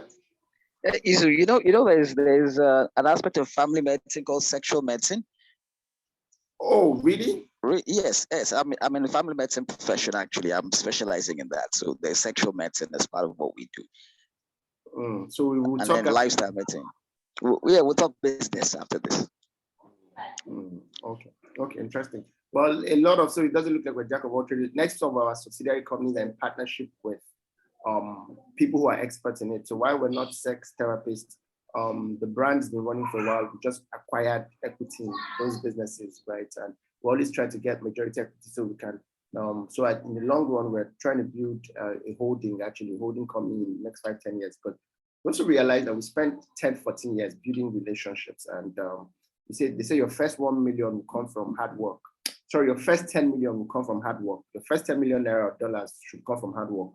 Your first 100 million will come from smart work, but your first 1 billion has to come from strategic partnerships, right? So if you see anybody who's probably a billionaire, it came from partnerships, right? There's a limit to how much you can work hard. Matter of fact, you can be too hardworking to succeed because you burn out. That's a conversation for another day. So we're always willing to partnerships, right? We're always willing to, at some point, we're trying to launch the Hexavian Capital, which will be investing in a lot of SMEs. Since we spent 14 years hanging around SMEs, we know the brands that are working and the ones that wouldn't work and the ones that are doing well. Matter of fact, we missed out on Farm Flavors. Farm Flavors is perhaps one of our most fast rising retail stores, right? So if you know the iFitness brand, so every iFitness is a Farm Flavors, and that's also a business that's doing pretty well. We're opening 2 more stores.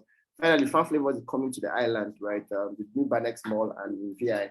And we're also trying to see if we can get a space in Banana Island. So we're just looking forward to having more people, right?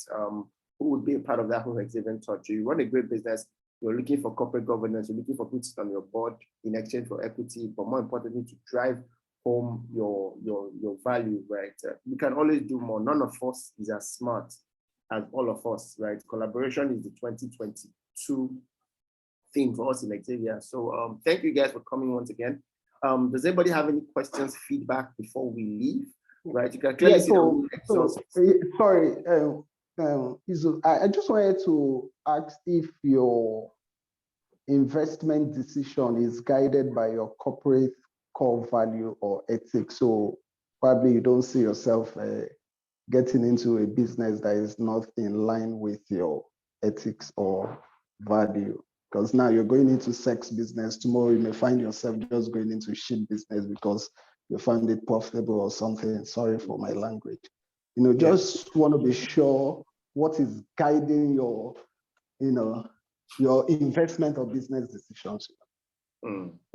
Absolutely. So this is what it is, right? First of all, these businesses are not directly related to Hexavia. That's why we create a good paper, but they're also all ethical businesses. So practically speaking, right, if I probably wasn't married, I probably would not be interested in going to a sex-oriented business, right? The core value of, matter of fact, strangely, the owners of the business are both pastors and marriage counselors, right? So the co-founders of this business are marriage counselors. We realize that, I mean, after finance in marriages, sex is a middle conversation that people shy away from. I mean, there's a Chinua Achebe proverb that says, a marriage will keep working as long as the bed keeps shaking. Chinua Achebe is just a madman, right? But for us, there's an ideology around it, and the ideology is around platforms, right?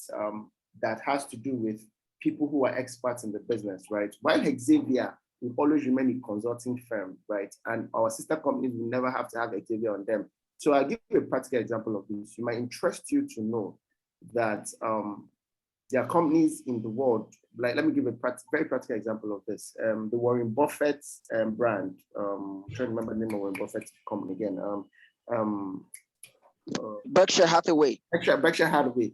Berkshire Hathaway is probably one of the most diverse brands, right? You might interest to know that actually Coca-Cola is owned by Berkshire Hathaway, right? That they have one of the, not owned by, they have the majority stake in Berkshire Hathaway.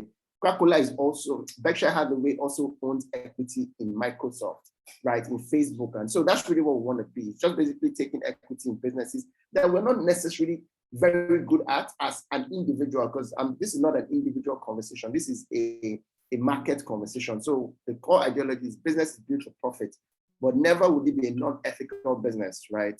So I don't know whether it's out of context to run a Durex, for example, right? By the way, Durex means durable sex. That's actually the full meaning of Durex. But once again, we really want to be a Berkshire Hathaway. That's what we're metamorphosing into. And maybe in 3-4 years, we're going to come back to the question and see how well we've done. I think it's still early stage experiment. And I like to manage expectations and say, look, it's an experiment. I'm too much of a business person. I grew up at 22. I started a business. I'm too much of a business person to be afraid to fail, because there's no such thing as failing. Sometimes we win, sometimes we learn. There's no such thing as losing, right? So in 5 years' time, if you have 50 businesses and you realize that 20 is the one that is doing pretty well, you shut down the rest 30 and concentrate on 20 people. It's always going to be that numbers game, but you're never going to hear me start arms dealing, right? Arms dealing is not, but I like to have discussion on a different context, right? So yeah, the core ideology is, what can we be number one in? If we cannot be number one or number two in any industry, we're not interested in putting in. And I realize that right now in Nigeria, my interest is to know that the average guy on the streets, we have data. I mean, we play with a lot of data, and we're a data company. My interest is that the average Nigerian actually has more budget for sex than he has for food. There's a reason why there's a huge explosion of bitters market. I mean, Obi Cubano last 2 weeks launches Odogu bitters. The bitter market is so huge that Guinness, almighty Guinness, had to step into bitters market by launching the Origin, by introducing the Origin bitters. But the concept around this is, what are the industries that we neglect, right? But that's where Nigerians spend most of their money in, right? You'll be shocked at how big that market is. The same way, certain business you look at and you say, well, how much is this business? How much is this industry worth? I mean, before we took a shot at the likes of iFitness showed up, and such a great brand to say that I was a part of that whole startup phase is, you would not have assumed that you can run a multi-billion naira business from a gym. Everybody runs small gyms in small, maybe take a big care of your house and have a gym. But as I speak to you right now, iFitness is probably a multi-billion naira heading to multi-billion dollar. By the way, if you're in Abuja, look out for iFitness. They're opening 2 new stores, one in Guarimpa, one in Wuse, right? And there are 15th store already, right? So that's really what we're looking at. It's an experiment. So, Benjamin, I don't know if that sort of answers your question, right? At some point, we categorize them based on ideology, but for now, let's put them all out. But the core ideology has to be ethical, it has to be profitable, we have to be good at it. You know, the Ikigali model. Ikigali model is 3 things. What you call the good to great talks about the Ikigali model as well. 3 circles, the Venn diagram.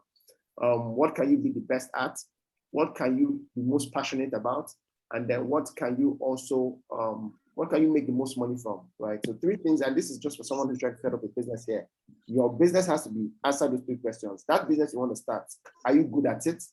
2, are you passionate about it? And 3, can you actually make money from it? Because most people choose 1 out of the 3 questions and they struggle because 1/3 of anything is not enough to be the majority of that thing, right? So Benjamin, we're looking forward to coming to your industry, and I know what you do as well, right? That's another place Nigerians spend so much money in, and I'm sure you know that. So we're adopting Blue Ocean strategy as well. Yes, it's actually practical Blue Ocean strategy, because you've got to learn to practice what you preach. Really think about it in context. It's really Blue Ocean strategy, combining 2 industries together. If I knew what I knew 10 years ago, right? 10 years ago, 80% of the businesses we consulted for an invoice should have come as an invoice.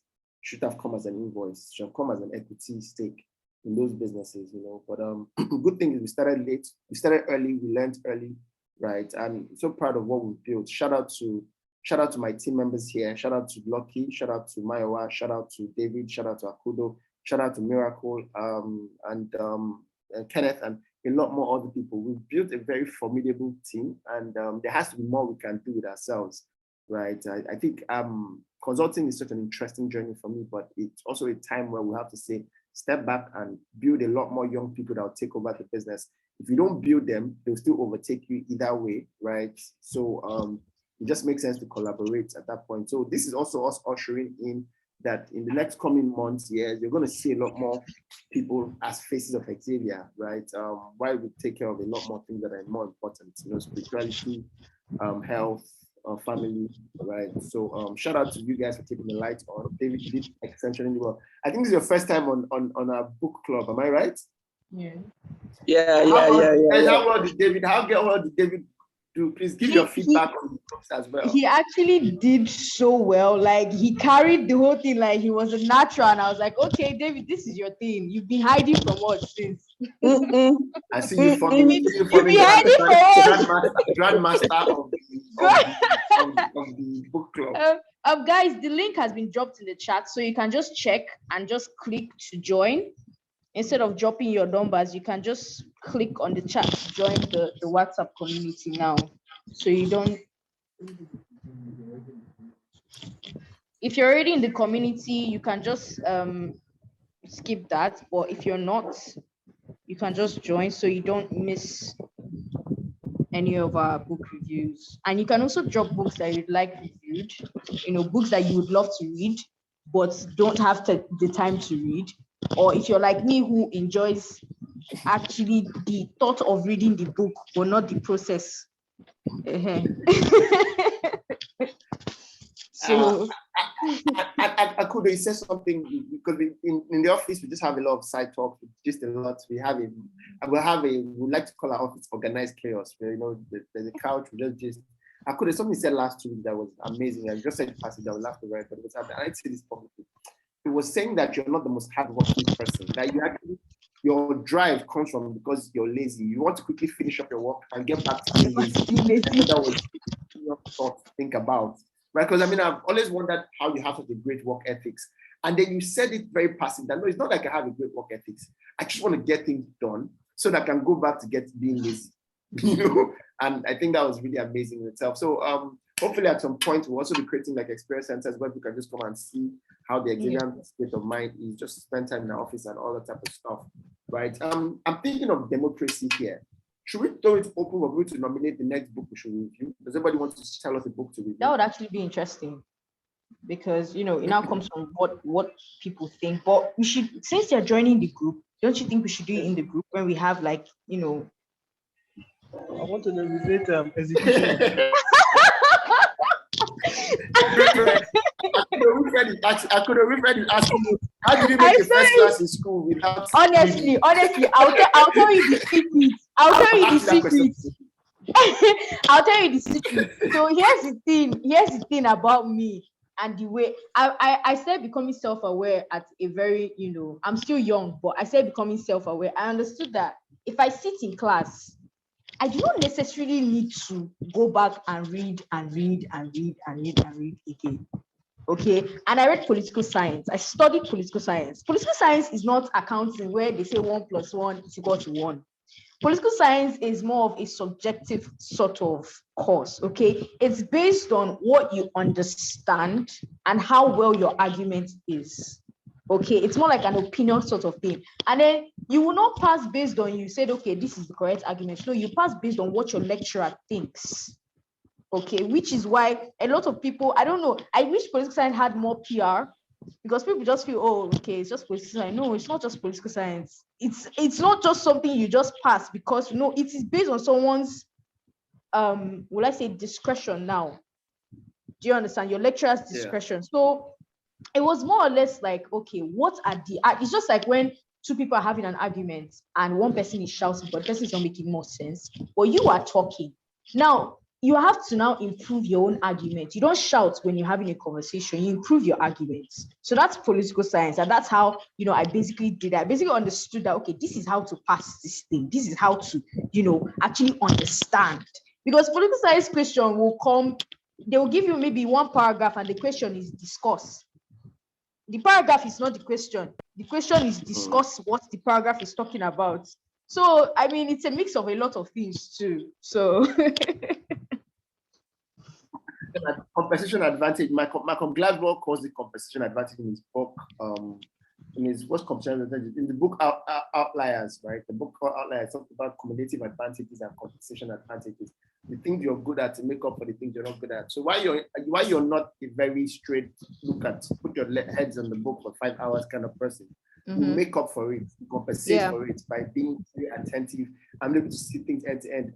I know you, and I was having a discussion with my wife about my wife had an impression, has a very interesting, exciting impression about you.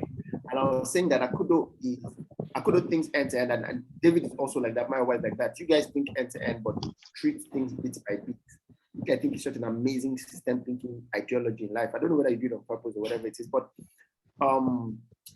thumbs up. And I think everybody should, for people who also are, I'm interested that the average age of people in Xavier is 25. Apparently we have, I think I'm the oldest person in Xavier, right? But I'm interested to know that I'm also learning a lot around parenting from just hanging around being super smart. But I really wish I was super smart like you guys. I wish I made the first class in school, but I didn't.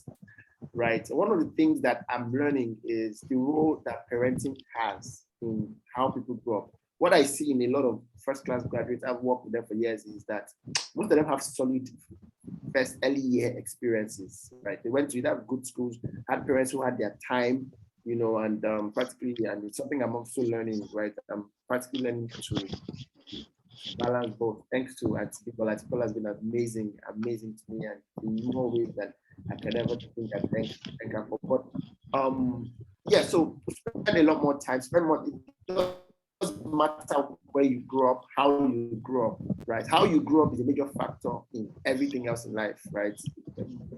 Bill Gates didn't just wake up to become the richest man of Microsoft. It's how he grew up. I mean, he was born next door to Washington University, went to the school was the first school in America that taught computer science as a course, right? So when they say he dropped out of Harvard, he must have really been bored from coming to sit down and listen to what people have only listened to, what he has only listened to as a child. It's like you starting to drive at age 9 or 10, and then when you're in university, you go to read a course called driving.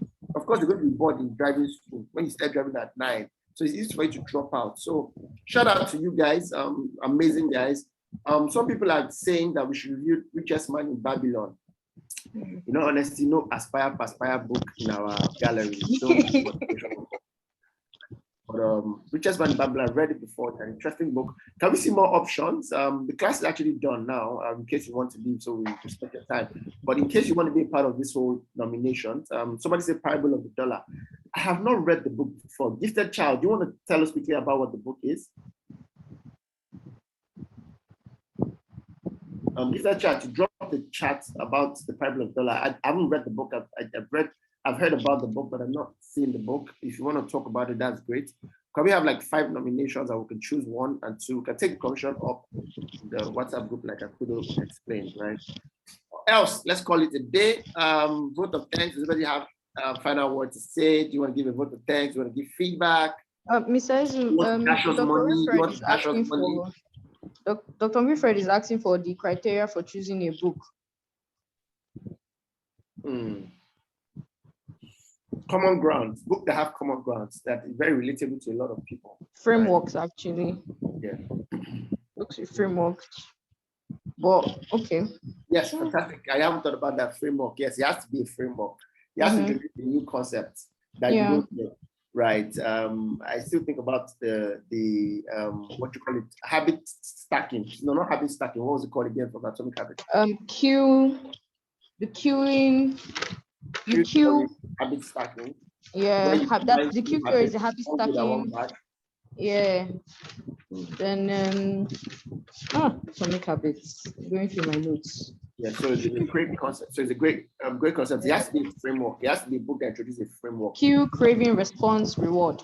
Yes, that's framework. Yeah, Q craving. Matter of fact, I'm using that a lot for my 3-year-old son. I mean, he wants to have something, and we don't want him to have something, or he wants to eat, or he wants Ribena. So Ribena. Take 5 spoons of food. You have 1 sip of Ribena. Mr. Izzy, you got that one from me. You got that one from me. So it has to be a framework. So if it's aspire to perspire, how to make money, I'm not exactly interested. E-Myth, Michael Gaba. You have flogged that book in structure and systemization class. Yeah, E-Myth is a great book. Michael Gaba, one of the great books ever written on corporate structure. All right, vote of thanks. Can we go now?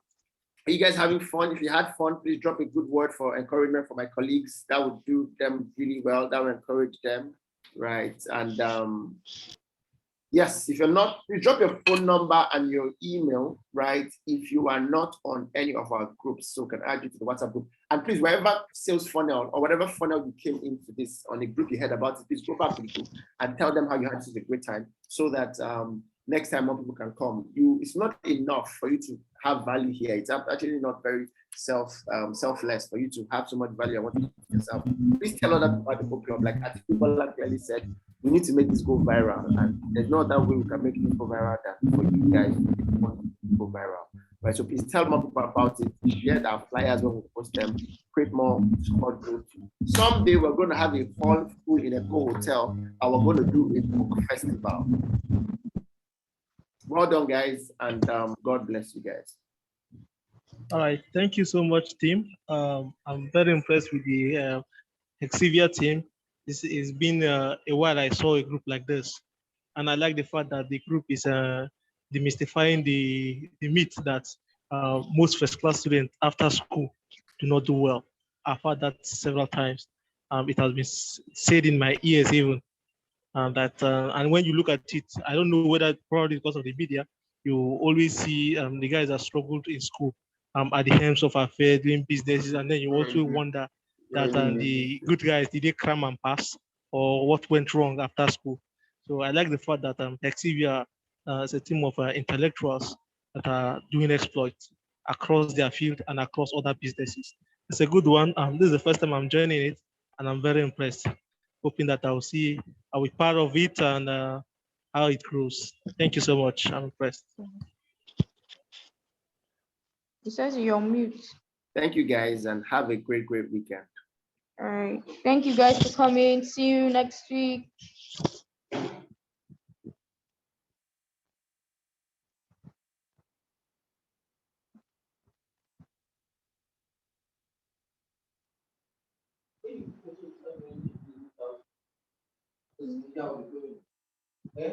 Hmm?